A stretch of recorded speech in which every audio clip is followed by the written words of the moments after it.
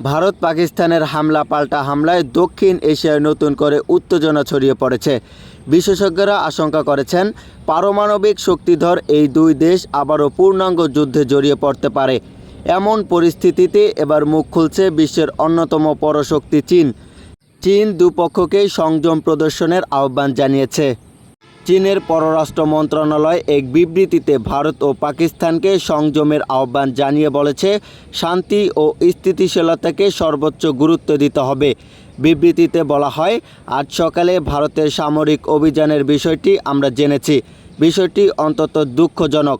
চলমান পরিস্থিতি নিয়ে আমরা গভীরভাবে উদ্বিগ্ন। চীনের পররাষ্ট্র মন্ত্রণালয় আরও বলেছে, ভারত ও পাকিস্তান সবসময় একে অপরের প্রতিবেশী ছিল এবং থাকবে। তারা দুজনেই চীনের প্রতিবেশী। চীন সব ধরনের সন্ত্রাসবাদের বিরোধিতা করে। আমরা উভয় পক্ষকে আহ্বান জানাই, শান্তি ও স্থিতিশীলতার বৃহত্তর স্বার্থে সংযম প্রদর্শন করুন এবং এমন কোনো পদক্ষেপ নেবেন না যা পরিস্থিতিকে আরও জটিল করে তুলতে পারে। কাশ্মীরের পহেলগাঁওয়ে সন্ত্রাসী হামলার জেরে মঙ্গলবার 6 মে মধ্যরাতে পাকিস্তানের বিভিন্ন স্থাপনায় ক্ষেপণাস্ত্র হামলা চালায় ভারত। এর পাল্টা জবাব দেয় পাকিস্তানও। সীমান্তবর্তী এলাকাগুলোতে হামলা চালিয়েছে ইসলামাবাদ। ব্রিটিশ সংবাদ মাধ্যম রয়টার্স জানিয়েছে, ভারতীয় সেনাবাহিনী পাকিস্তানের 9টি স্থাপনায় হামলা চালিয়েছে। এতে অন্তত 8 জন নিহত এবং 35 জন আহত হয়েছেন।